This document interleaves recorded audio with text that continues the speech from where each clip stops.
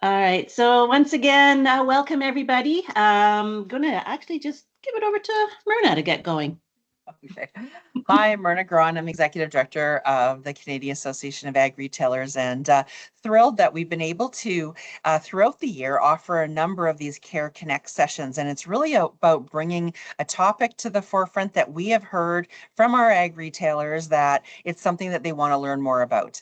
And so we bring in an expert, and today we have with us Glenn Murray, and then we have this really great opportunity after to have a robust conversation, engaged question and answer time. So it's not just about a one-way presentation. It's about let's get into this topic and discuss it. So our CAAR team you see in front of us, we have Jordan's joining us with our social media and industry relations. Diana is our office administrator coordinator. So any of you looking last minute to get registered for convention, Lisa and Diana are the people you need to reach out to.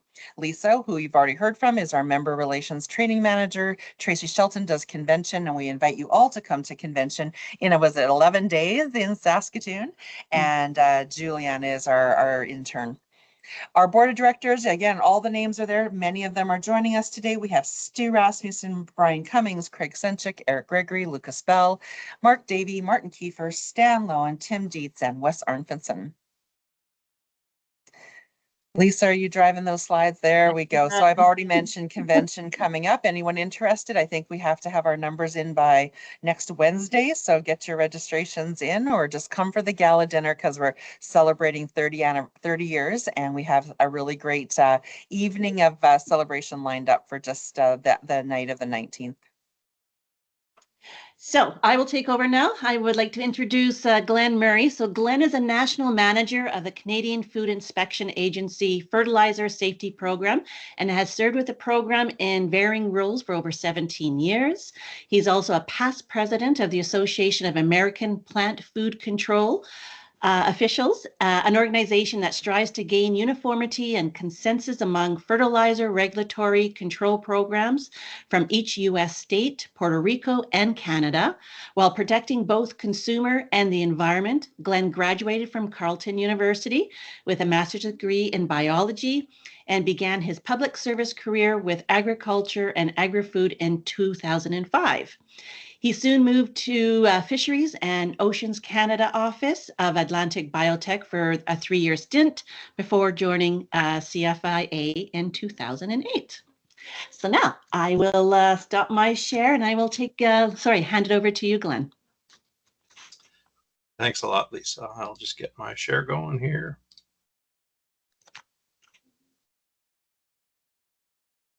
Okay, that should be up now. Yes, good to go. Good to go. Okay. Thanks everyone for having me today. Pretty big topic involving bulk fertilizer labeling requirements. I've tried to constrain myself to talking mainly about the bulk fertilizer labeling itself, because otherwise I could probably spend a few hours talking about all the changes and different initiatives going on. So I've just thrown up here a quick outline of what I'll touch on as I go through things. So a quick overview of the fertilizers, CFIA's fertilizer safety program, changes and transitions, and then starting to look at the labels themselves. Some of the confusion we've heard about the regulatory changes and their impact in the labeling space, especially for bulk products. And then I'll touch on a couple options that we've been discussing, possible ways to address things, and some sample labels as well at the end. All of this is still very much kind of an open conversation. We're talking through things, looking to understand where there are some complexities or there are challenges, and we're very much open to the conversation to see where we can work together to try and reach a resolution on some of these. So taking it from the very top, essentially fertilizers and supplements that are sold or imported into Canada are regulated under the authority of the Federal Fertilizers Act, which is administered by the Canadian Food Inspection Agency. And essentially, a bulk of that work comes out of my office, which is the fertilizer safety section. And then we have inspectors in the field as well across the country who actually go out and do the work on the ground. So in the legislation itself, we have two kind of broad categories. The first is fertilizers, which is any substance or a mixture of substances containing nitrogen, phosphorus, potassium, or other essential plant food that's manufactured, sold, or represented for use as a plant nutrient. So fertilizers are exactly what they sound like. They're plant nutrients, and everyone is quite familiar with what that means. We have another broad category that essentially captures everything else that's used to promote growth. So you'll see the definition there. It's any substance or mixture of substances other than a fertilizer that's manufactured, sold, or represented for use in the improvement of the physical condition of the soil to aid plant growth or crop yields. So under the fertilizer safety program, we regulate everything from sort of farm use NPK fertilizers, micronutrients. We regulate fertilizer pesticides as well, chemical supplements, microbial supplements, compost, digestates, municipal solids, sort of from start to finish. It all comes through us. Our mandate is quite broad. The fertilizer regulations prohibit the manufacture, sale, importation, or export of any fertilizer or supplement that presents a risk of harm to human, animal, or plant health or the environment when used as directed. So essentially, we're assessing all of those different endpoints. The regulations stipulate that fertilizers and supplements cannot leave residues of a poisonous or harmful substance in a crop. They cannot contain plant nutrients at toxic levels. They cannot contain proteins derived from specified risk material. And I'll touch on that a little bit at the end. And they cannot include pesticides that do not comply with the Pest Control Products Act. Fertilizer pesticides are regulated largely by the CFIA. Essentially, they're exempted from registration under the Pest Control Products Act, which means that by and large, their regulation in the marketplace falls to us at the CFIA. So fertilizers and supplements must be properly labeled. A label cannot contain any incorrect or misleading information or symbol that could mislead as to its identity, its composition, its safety, its directions for use, etc. And all mandatory information must appear in both official languages. This slide here just shows kind of the breadth of what our program does. So it's everything from pre-market assessment and registration. We do program design here, where we become aware of emerging risks. We do safety and standard development. So recently we developed a new standard for PFAS contaminants in biosolids. So this kind of work all happens out of our office. And then we do policy regulatory development outreach, example of that being this call here, and international engagement as well. And you can just see there, that's really just a visual representation of all the risk pathways that we deal with. And it's everything from that sort of initial exposure when the fertilizer is being used by a handler or by a farmer who's applying it to their land, right the way through to potential uptake by crops, and then appearance in the food at the end, or its potential to be mobilized or move out of the farm field into waterways, etc. So all of that falls within our mandate. So now I'll move on into sort of more the subject of this particular talk, which is labeling requirements. So this slide is a bit of a kind of a high-level overview, and I'll come back to some of these points as we move through the presentation. But at its kind of core, a label needs to have the address, name and address of the manufacturer or the registrant or the person who packaged or caused the product to be packaged. And this is largely the case for things that are imported. So if it's manufactured outside the country, then the importer will have their information there so that we have a contact point. It needs to have a name. And then there's a bit of a note there because this is something we run into problems with sometimes. We have a list of primary fertilizer and supplement materials that's incorporated by reference. So this list is available on the CFIA's website. For those who are familiar with the former regulations, we used to have Schedule 2 of the regulations that laid out fertilizer and supplement materials and their definition. And that old schedule was a list, essentially if a material was on there, if you're using that material and you met the definition, then your material no longer triggered registration under the Fertilizers Act, so it would go straight to market. When we modernized the regulations, we pulled that list out of being a fixed static list because it hadn't been updated. I think by the end it was something like 45 years without an update. So we expanded the list by about 50% and incorporated by reference, which means that we can now amend and update that list from time to time to expand the number of exemptions. The reason I'm mentioning this is because the list sort of has two components to it. There's the official term, and there's the definition, which essentially describes the material and lays out compositional criteria. This is important because where you do, under the formal regulations, you were required to use the term in your name. That's no longer the case now, but where you do choose to use a term such as urea or something else that's defined on the list, then your product has to contain it, and the product and that sort of material must also meet the definition. So you can't call something urea unless it's urea, and you can't call your product urea unless it actually is urea. Less common of an issue with things like urea, but products that are ash products, etc. There are definitions in that list that must be adhered to, and if you don't meet that definition, then you can't use that term. So for certain materials, we see that come up as issues from time to time. Other labeling requirements are directions for use, with the caveat there that customer formula fertilizers don't need them, and I'll touch again later on customer formula fertilizers. They must have the metric weight of the fertilizer or supplement. Volume can also be included, and you can also include imperial weights, but what is mandatory is a metric weight. You must have a guaranteed analysis that sets out the active ingredients. You must have a lot number, and you must also include any applicable precautionary statements on that label. Again, I'll come back to each of these points later on. That's just an attempt to give a bit of a high-level overview. So one question we get a lot is what is meant by bulk? Bulk is not defined in the legislation, but as you're well aware, it generally means a commercial fertilizer that's distributed in a non-packaged large quantity form, such as a truck, trailer, tank, or large totes, as opposed to individual containers that are easily moved by hand. This is a kind of how it's generally understood in the marketplace. It's not a specific definition in the regulations or the Act. And this is because we don't set out requirements by volume. Requirements are set out more by the type of material or the type of product that it is.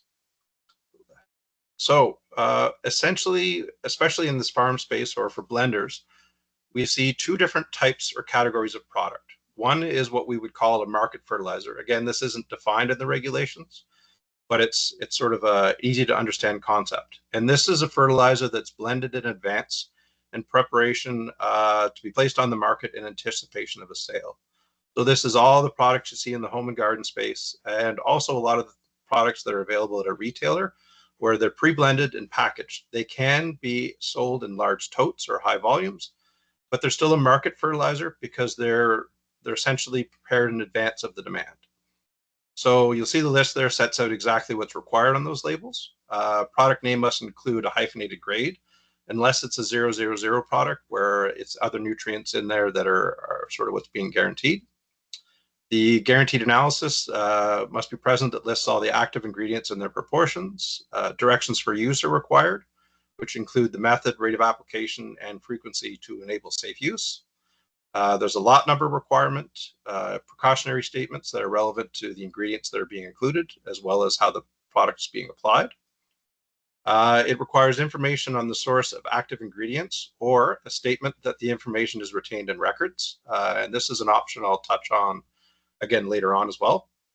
And again, name and address of the manufacturer or the registrant, weight, product name, including the grade, which is actually just now noticing is repeated from the first line, and an expiry date if the product may deteriorate. So it's not something that's typically required on bulk fertilizers that are either sort of a mined or a synthetic fertilizer origin, but where there are, say, more organic inputs, then typically we see that expiry date being present. On the other side of the wall are customer formula fertilizers. So this is the official definition is one prepared in response to a written demand from the end user. So this is when a farmer or grower comes directly to you based on soil or tissue testing, says, I need X, Y, Z, and I need volume P. Ran out of letters there. So this is where you're generating a product specifically in response to their request, a written request from them. These are customer formula fertilizers, and they have a significantly reduced level of information required on the label. So again, they need a guaranteed analysis that lists the active ingredients and the proportions. Directions for use are only required if it contains a pesticide, because you can have a customer formula fertilizer pesticide product. And the Pest Control Products Act and regulations require that directions for use be carried forward. You need a lot number, precautionary statements again, name of the person for whose use it was prepared. And this is, again, one of the key criteria that's used to classify it as a customer formula. If you don't have the name of the person, there's no clear demand from someone, then it's not a customer formula fertilizer. And this can be an individual's name. It can be a farming operation instead of an individual, but it has to be identifiable as the person or entity that will be applying the fertilizer to their land. It's not being sold to someone who will then sell that product or offer it as a service to multiple end users, for example.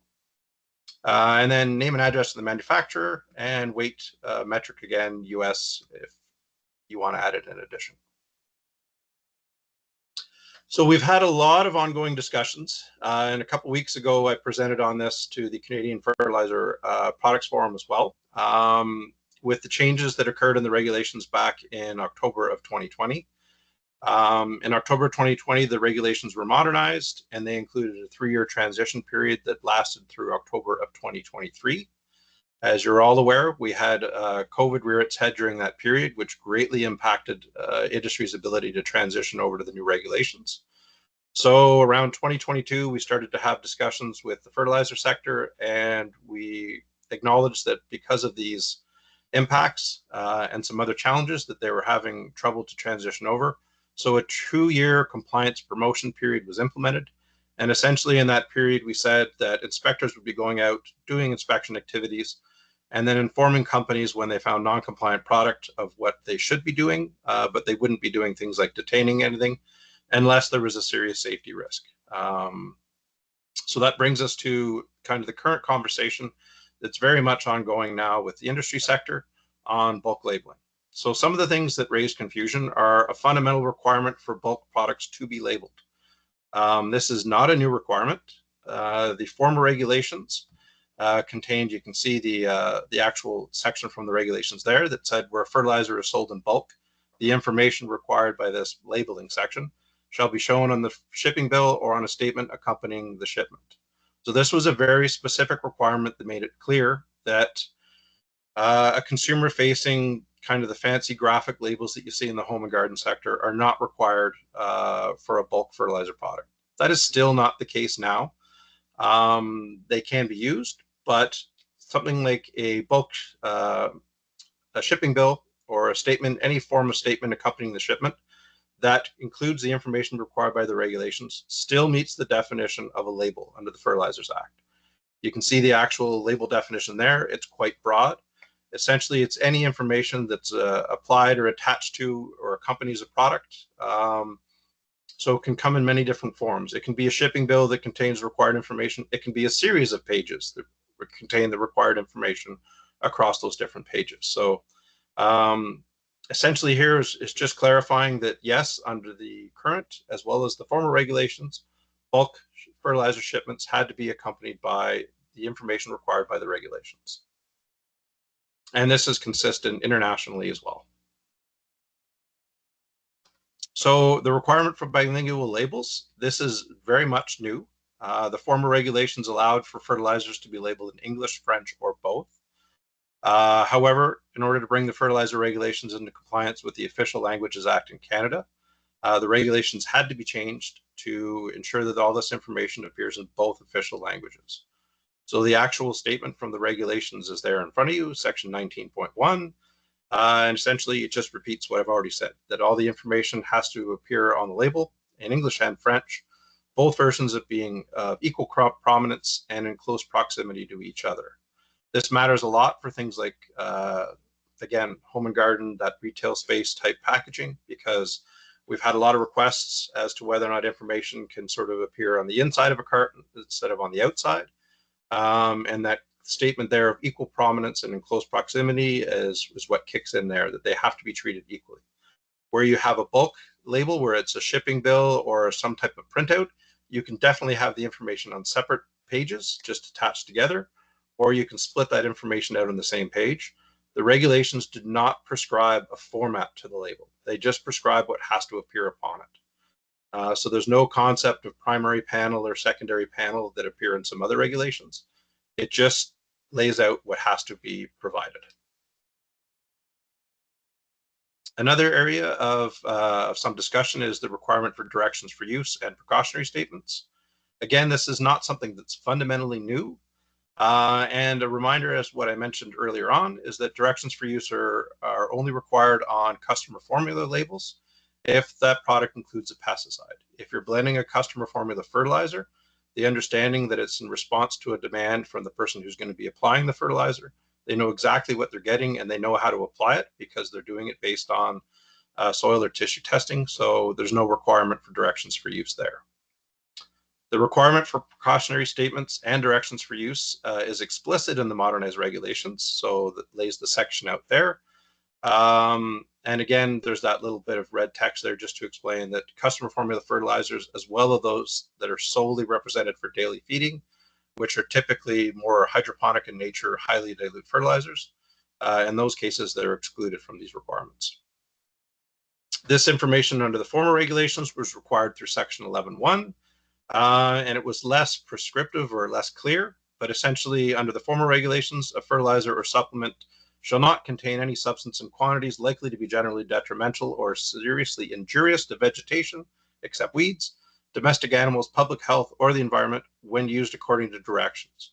And that when used according to directions was the provision that required that clear directions for use appear, as well as precautionary information, things like personal protective equipment, all of the essentially the information that would be required to accompany that fertilizer so that the end user could use it safely. So the big change in the regulations was that it spelled it out much more clearly, a requirement that was always in place in the past. So just a note here that where a bulk blend contains a pesticide, the product must be labeled with relevant precautionary statements and directions for use found on the registered pesticide label. Those labels are all available on the Pest Management Regulatory Agency's website. You can go log on there and download them. This is something that's unchanged, but as this conversation develops around bulk labeling requirements, we want to make sure that that's really clear so that when a blender is incorporating a pesticide in their product, they're not running afoul of requirements under the pest control product regulations. We have entered into conversations and we've been asked whether or not it's possible to generate a broad kind of generic template statement that would cover off all of this blending in of pesticides into customer formula fertilizers. We held a discussion with the PMRA and it was pretty clear that it's not possible to have a generic statement that would cover off all the different required safety endpoints or the resistance management information as well. So what the PMRA requires for bulk shipments of pesticides, and something that will also probably work quite well in this with customer formula fertilizers, I should say, is the option of downloading those labels, which are already bilingual, and simply including them in the package of documentation that serves as a label for the fertilizer product and accompanies the product as it is shipped and delivered to the consumer. So this label would provide having that pesticide label there will check off the requirement for precautionary statements, directions for use, etc., from that pesticide side of things. We understand that a typical blending operation might have, say, 10 or 12 different fertilizer materials available on site to meet demand. Similarly, they'll have a number, say 5 or 6 different pesticides on site where they will then have available to respond to requests from a consumer. So ahead of your blending season, the idea here being you could go onto the Pest Management Regulatory Agency's website, download some copies, bilingual copies of those different labels of products you intend to have available to blend on demand. And where you're using one of those in a customer formula mixture, you could simply include a copy of that bilingual label and you'd meet all the requirements for the precautionary statements from that pesticide to be included. This is to avoid what we understand to be a bit of a lift in terms of trying to pick all of the relevant statements off of a pesticide label and then reformat them and include them, essentially drafting up a brand new on-the-fly fertilizer label that includes those statements. We've had a lot of discussions as well on precautionary statements and how to, again, this concept of on-the-fly adjustments that are required, because as each different demand comes in, they're very different. And it can be complex to formulate new labels for each customer. So in discussions, and we talked about this at the Canadian Fertilizer Products Forum a couple weeks ago, and we've had some discussions around this with various companies over the last year. One possible approach that has been discussed is the idea of generating a bilingual checklist of different precautionary statements, so that when a material is blended or a final product is blended, essentially you could go through these prepared precautionary statements and check off the ones that are relevant to that product. So this would avoid your shipping bill, for example, having to have new information incorporated on it based on each blend that you were making. So you could have the typical shipping bill with the exact information that you're currently including bilingually.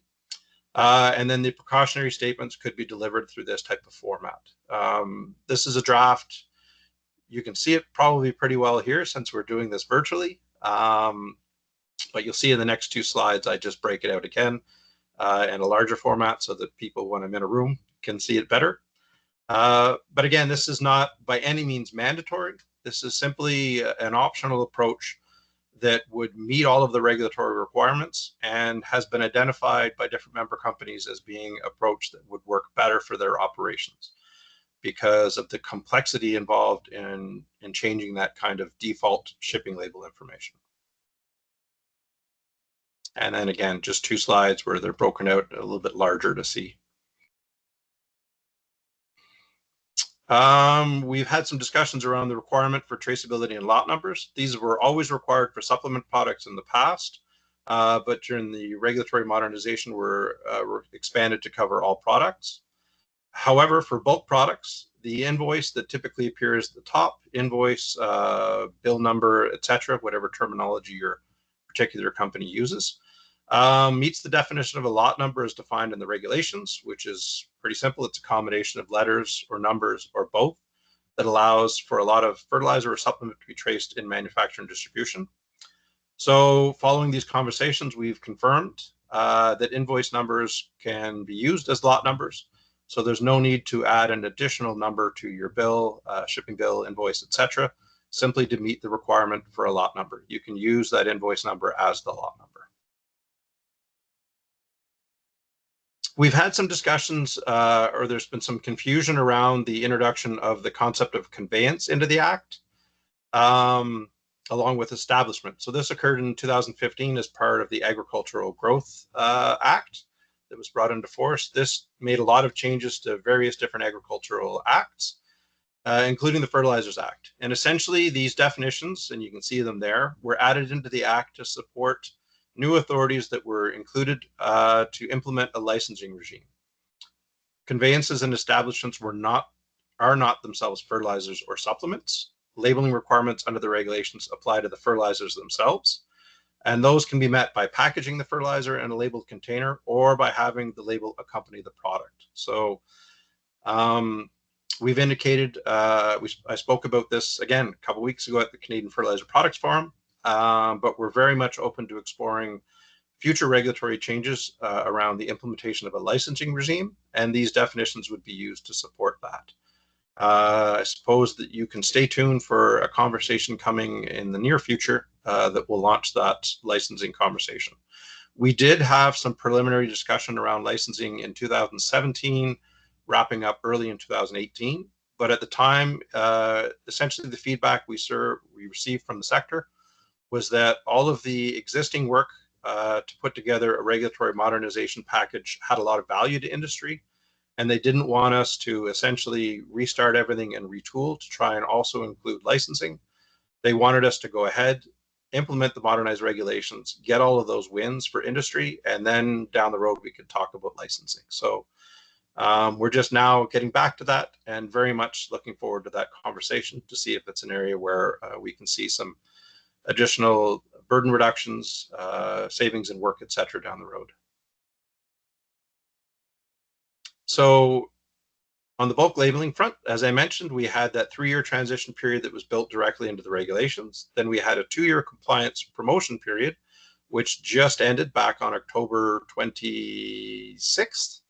So just a couple weeks ago now. But I'm happy to announce that we've extended compliance promotion activities for the bulk sector at least out until July 31st of 2026, following the ongoing conversations we've had that have been led primarily by Fertilizers Canada. It's been very active dialogue, making a lot of progress there. But the idea here is that July 31st deadline will get everyone through that initial kind of spring surge where there's a lot of work, and buy some time to sort of continue these discussions.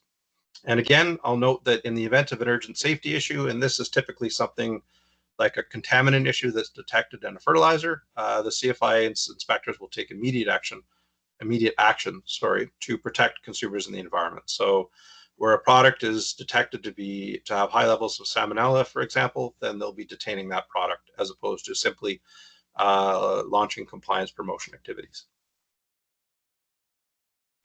So I've got a section here where I'm going to run through some sample bulk labels. We received some labels from industry demonstrating what a shipping bill looks like and what they understood met requirements under the former regulations. So I'll run through this section. I'll do a bit of some high-level points first, and then I'll get into the labels themselves. So the modernized regulations introduced an exemption from registration for mixtures of exempt materials or mixtures of exempt materials with registered products, with the caveat there being that that product that is registered for the purpose of that mixture. So an example being that micronutrient products require registration, but if you're blending a micronutrient product into a mixed fertilizer product, and that micronutrient product is already registered for the purpose of making blends and has a consistent end use, i.e. it's not a micronutrient that's registered for use only on flowers, but you want to use it to grow crops. As long as those uses are consistent, then you do not have to register the mixture that includes the registered ingredient. So this is a significant change from the former regulations. It really opened things up for members especially in the home and garden sector, to mix and match. But along with that came a requirement to demonstrate some information on the label. So essentially there are two possible approaches. The label of the exempt product has to demonstrate the exemption, and typically this is done through a derived from statement. Or the package itself is labeled with a statement indicating that the fertilizer or supplement is a mixture of registered or exempt materials, and the relevant information will be held in records by the company for 5 years and then made available to a CFIA inspector if they come and request it. So those are the two primary options. I'll dig a little bit into option A. So if the product consists of a mixture of fertilizer and or supplements that are either registered for that purpose or exempt from registration, again, I touched on this, the final product label must contain the registration number of any ingredient that is a registered product, the term of any primary fertilizer or supplement materials from the list of materials, and any other information that demonstrates that the fertilizer or supplement is exempt. So we see this really commonly already in fertilizer products, especially internationally, where there's a derived from statement that says the active ingredients are derived from things like urea, and list off any other sort of common primary fertilizer materials, and that would suffice to meet this requirement. Option B is where that information can be held in record by the company that's making the mixture. And then again, the statement just appears on the label that says it contains only registered or exempt ingredients, and that the information is held in records. And it's not available for seeds or growing media, but that shouldn't impact the members who are tuning into this call. And then there's some information there as well on what needs to appear in the record. And again, it's the same type of information that could be included on the label itself. And it's registration numbers for all registered fertilizers or supplements in the mixture, the terms of exempt materials as they appear on the list of materials, and then any other information to substantiate that the product is exempt.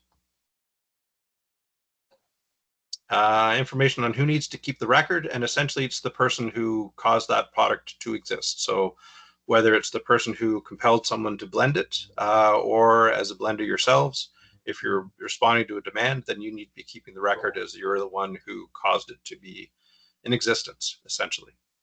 And there's some information there on what to submit to us, just so that we know that you're keeping the record and where it's being kept, because that's also one of the requirements of the regulations. And in response to the question of how long do you have to keep the record, it's at least 5 years from the day the product was last sold. So if it's individual custom mixtures, then it would be 5 years. If it's a product that you're going to blend, sort of one of those market fertilizers, it's going to be made and continue to be made for 10 years, and then you'll stop selling it. Then it would be 5 years after that final sale. So I'm going to show some sample labels. Again, these are based off of some information or copies that were submitted to us, very anonymized, so nothing in here should actually point to any real company. But you'll see the kind of information that here that had to appear under the former regulations. So typical kind of company name, location. You'll see that the invoice number is there. That wasn't required before, but it was always typically present just for your own tracking purposes. The consignee, some information on shipped from, carrier, shipping date. These are not required by the regulations, but when we see these sample labels come in from industry members, this is what typically appears. You'll see the prepared for, and that's essentially the person who's ordering this customer formula fertilizer. That's the key requirement to identify it as a customer formula fertilizer with those reduced labeling requirements. And then you needed a guaranteed minimum analysis, and then precautionary statements, just how to use it safely, and a net weight in metric. So if we move from the former regulations to the current, you'll see that there's a jump in the total amount of text on the slide, but a lot of that's because it's now bilingual. But again, you'll see all of the same key information appears. That invoice is now what we would call a lot number, but it's still an invoice and it hasn't changed. And again, the key point here is that it's now bilingual. So you'll see that there's an increase in the total text, but otherwise largely the same. Again, we do not prescribe the format of these labels, so it is perfectly fine to have an English and a French side, or you can do exactly what's here, where it's all kind of just moved in together. But a lot of this would be template type stuff that hopefully wouldn't be too complex to implement. And this is just a slide showing that the text really hasn't changed. What you're seeing, that big increase, is all of the French stuff that has been grayed out. Or when we present this in French, we'll do it the other way around, just to show that the key information remains largely the same for customer formula fertilizer. If I move into the market fertilizer side of things, this is where requirements in the past and currently, the labeling requirements are a little bit heavier, but you'll see again, under the former regulations, it's fairly similar to what was required for the customer formula fertilizers. You have, in this case, there's the addition of a name and a grade statement within the name. So your fertilizer blend NPK is whatever product name happens to be there. The grade, guaranteed minimum analysis, again, that sets out the nutrients that are present, precautionary statements, and again, essentially identifying the responsible party by that manufactured by, and a net weight in metric. If we move to the current regulations, you'll see that the amount of text has really jumped.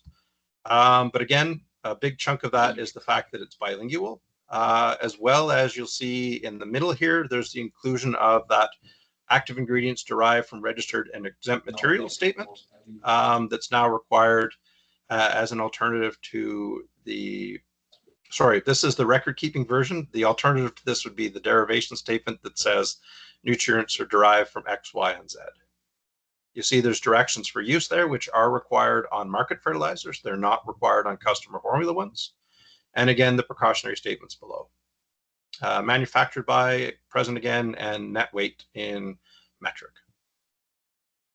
This is the same information again, just I had to play around with it to make it all appear. And again, this is mainly for when I'm in a room with somebody and it's on a screen. And you'll see that in this particular example, we're using the active ingredients derived from statement. So this is, if this statement appears, sorry, again, this is again the record statement. I'm getting ahead of myself. So the same, just blown up to make it easier to see. And here it is again with the second language grayed out, just to show you that, relatively speaking, it's around the same amount of information that was on a label before. It's just doubled up because we require it to be bilingual.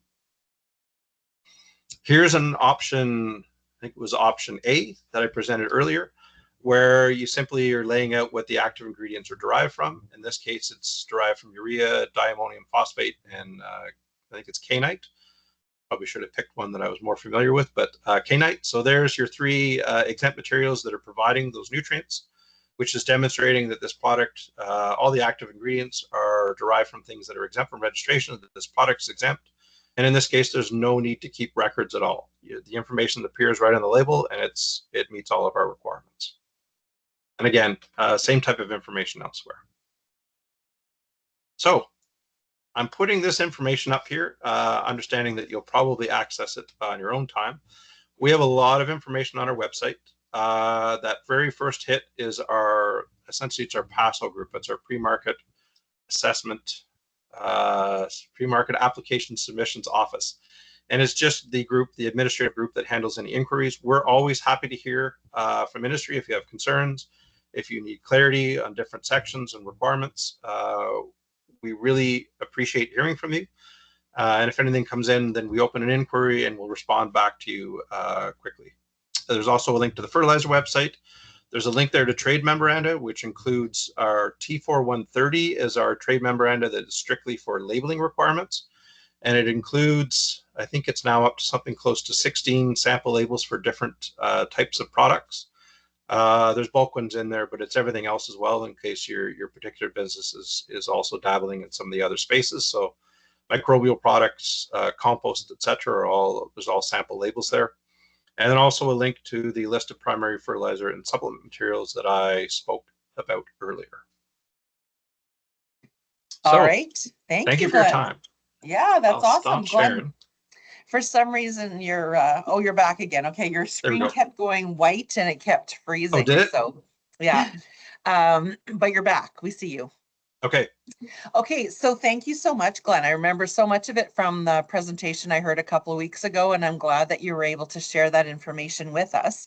We were receiving lots of questions in the office, lots of sort of misinformation out there. And so, yeah, I just thought it was really relevant to be able to hear it directly from you. And we have a lot of great questions that are already coming in from those on the line. So we'll get hands. If you do raise your hand, Lisa will be able to see that. But why don't you read one of the first one that you got in, Lisa? Yep, sure. The first one was, if we put a nitrogen stabilizer on a blend, would that trigger the pesticide requirements to be on the document we send to the customer? Or we send So that's a good question. Nitrification inhibitors, essentially we had a conversation back in 2019 where the PMRA announced that they were going to start taking regulatory action on the inhibitor products. So we had a big conversation, a very good conversation that was led by Fertilizer Canada. And essentially the outcome of all that is the inhibitors all fall under, we're capturing them as supplements under the Fertilizers Act. So we treat them as supplements. So if you've been doing this for a long time, back around 2010, we used to have a process where we would issue letters of no objection to the use of an inhibitor and a fertilizer blend. Now that we regulate inhibitors as supplements under the Fertilizers Act, they all require registration. And we've had, I don't know the number anymore, but they've all come in for registration and are now registered for the purpose of being included or for treating fertilizer.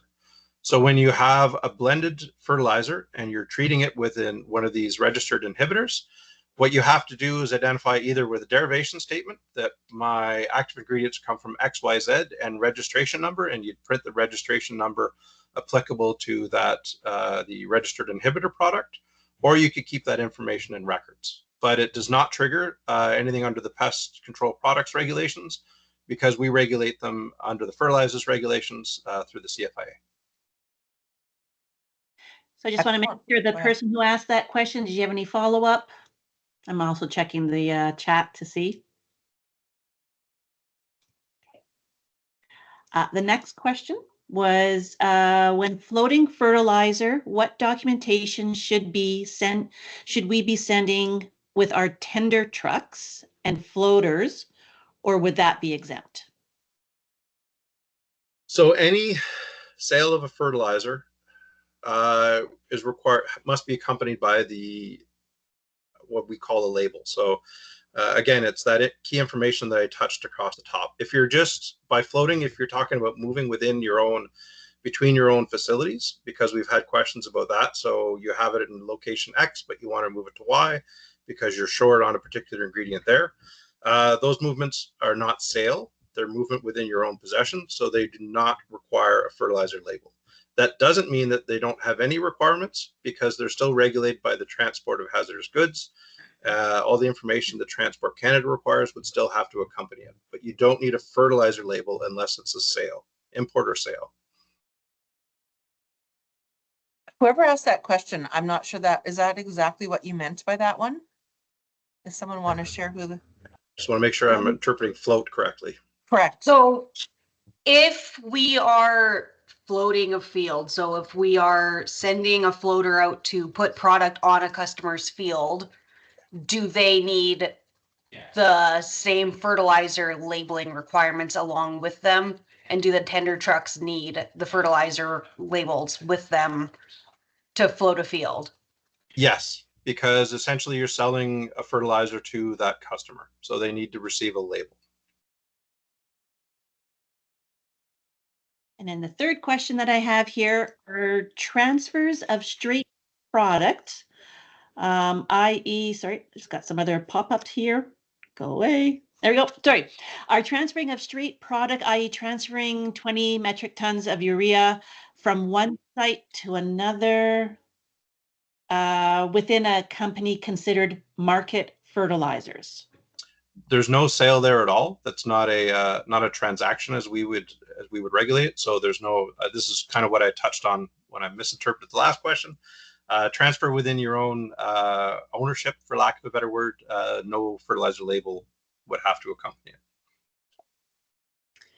All right, we have a question also. I see, what documentation do I require when delivering anhydrous ammonia to a producer? The product is typically not invoiced until later. Yeah. So anhydrous ammonia is a funny beast, and this is one that we still haven't completely ironed out. Anhydrous ammonia, the fact that it requires training in order to sort of receive and handle and use it, there's very prescriptive requirements in terms of nurse tanks, in terms of precautionary labeling, those symbols that have to appear, etc.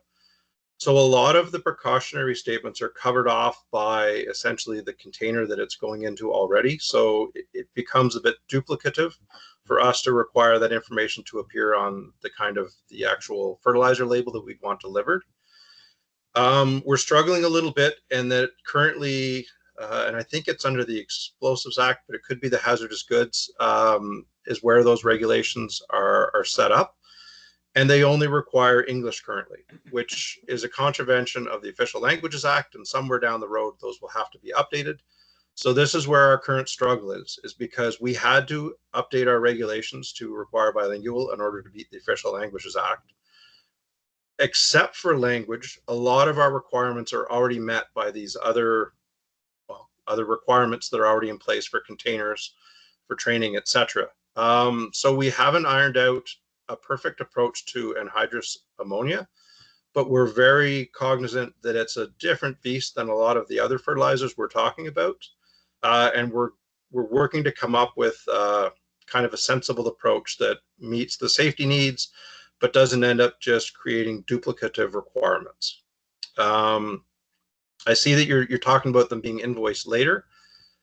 This is something we struggle with because the regulations require that information required by the regulations must accompany the fertilizer. So down the road, ideally, that information, the key information like a guaranteed analysis, identifying what's in the product, weight, volume, etc., would all appear when the product is handed over.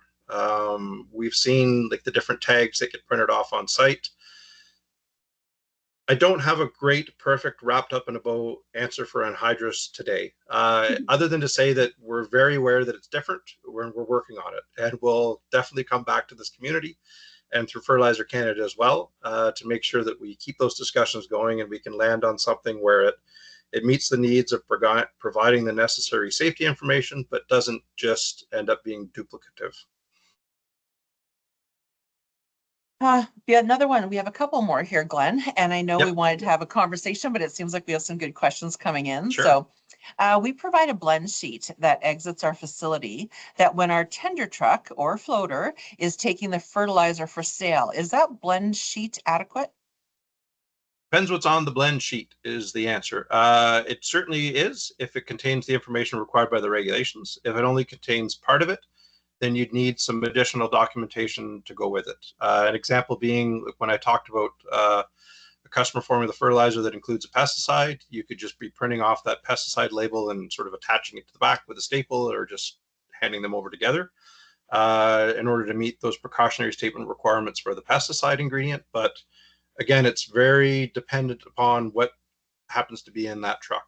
The answer is it can, but it depends on what you printed on your sheet. Okay. If anyone wants to further ask another question based on the ones we've asked, by all means, come online and do that.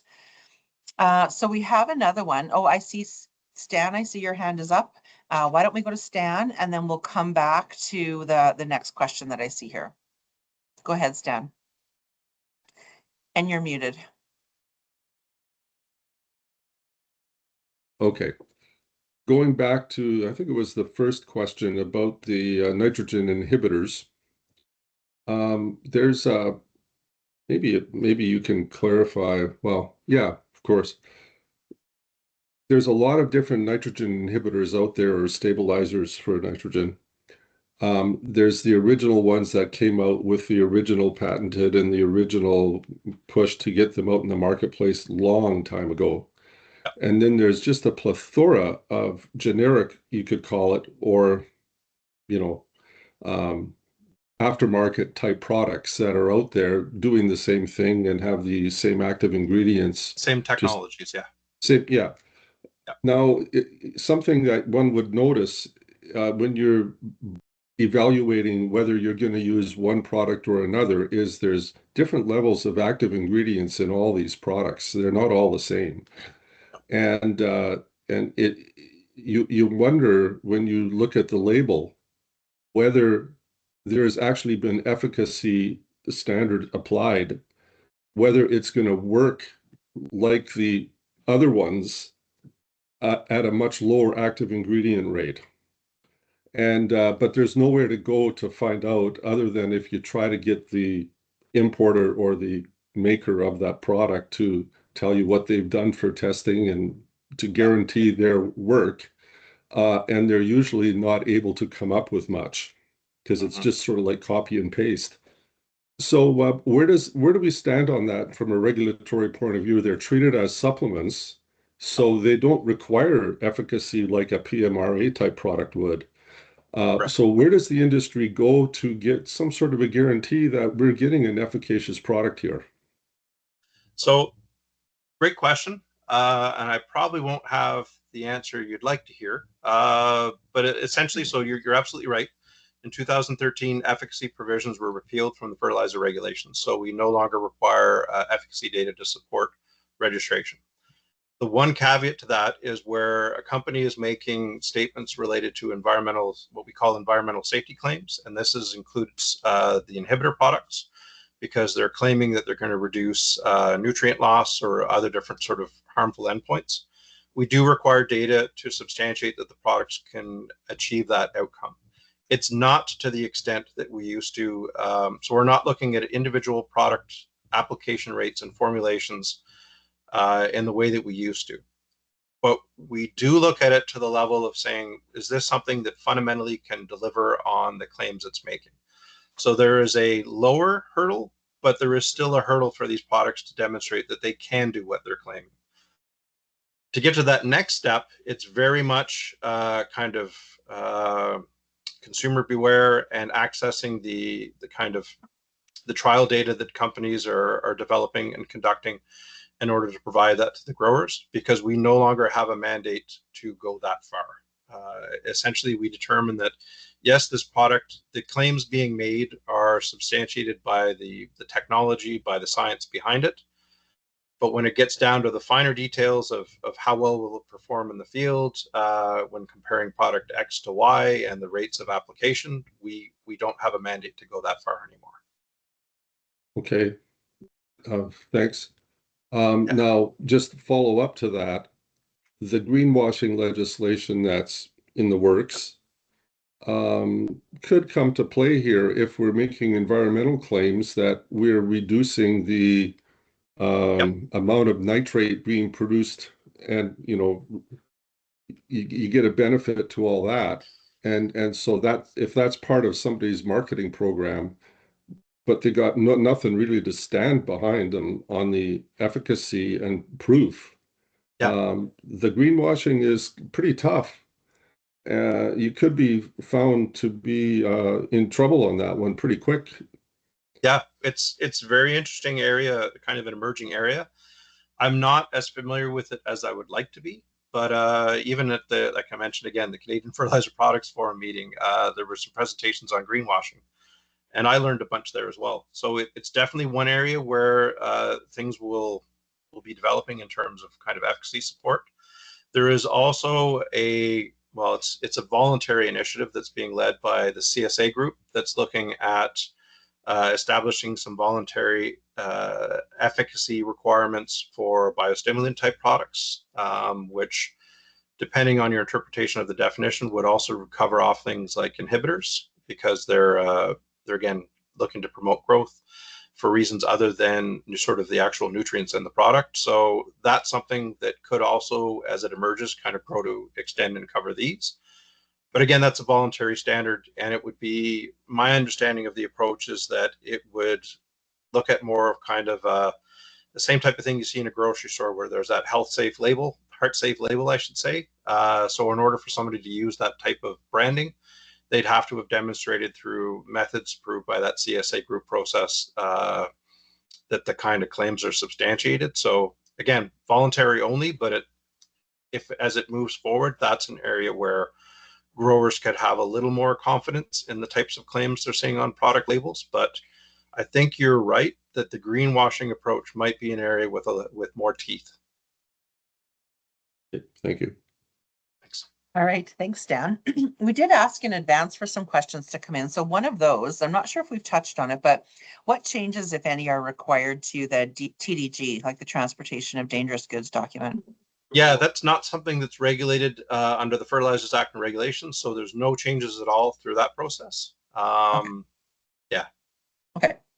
Another one from Andrew is regarding customer formula fertilizer blends. You mentioned the request has to be written.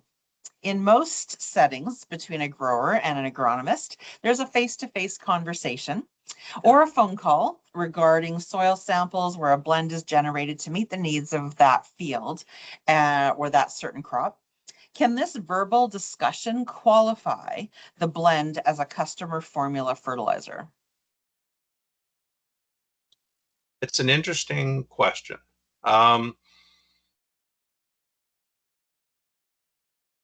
The regulations are very specific that it's a written request.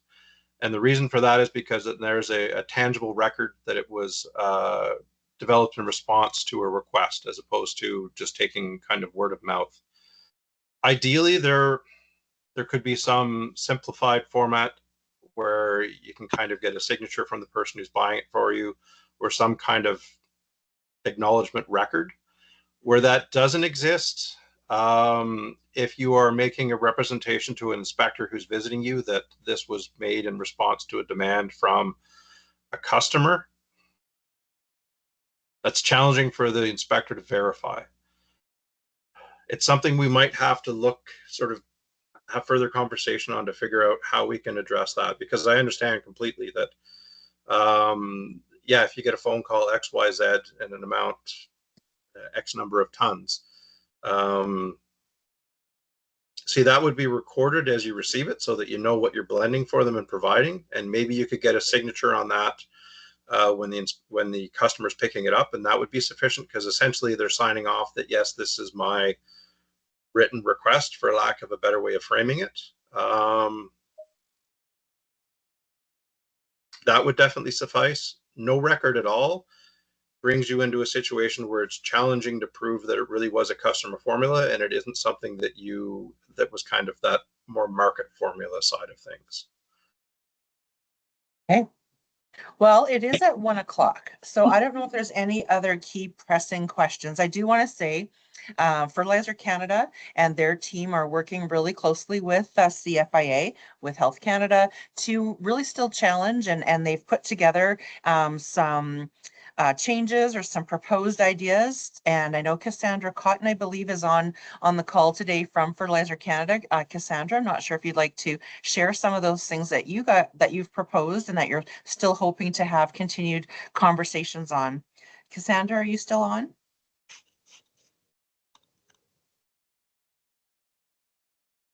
If you are, jump in. Otherwise, I do truly want to thank you, Glenn. And I know that our retailers just wanted to know the right information. We'll let people know, if what's happening in regards to regulatory changes, or if we get some, concessions or whatever the words might be. And CAAR is also, supporting Fertilizer Canada on that, and making sure that the voice of Agri-Retail is heard, and some of the concerns that are on the impacts on the day-to-day operations. So.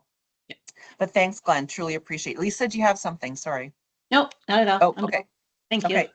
So I want to thank everyone for joining us. Again, this is recorded, and you can show it to, thanks, Taylor. You can show it to other staff. It'll be up shortly. And then I just want to say again, maybe another topic would be the greenwashing topic. And so please let us know to the group of retailers out there, if there's topics that you would like us to use this format to get you some information on. We would love to be setting that up for you in the new year, and ensuring we're getting some CEU points with Prairie CCA and some of the other certifying bodies for professional agrology, whatever that might be, so that it helps you in regards to getting your CEU points. So thank you so much, Glenn. I appreciate you taking the time, and thanks everyone again for joining us. My pleasure. Thanks for having me. And as things develop in our conversations with Fertilizer Canada, we're happy to come back, and either Fertilizer Canada can share with you, or we can, where our conversations go. So thanks again for the opportunity. Excellent. Thanks so much.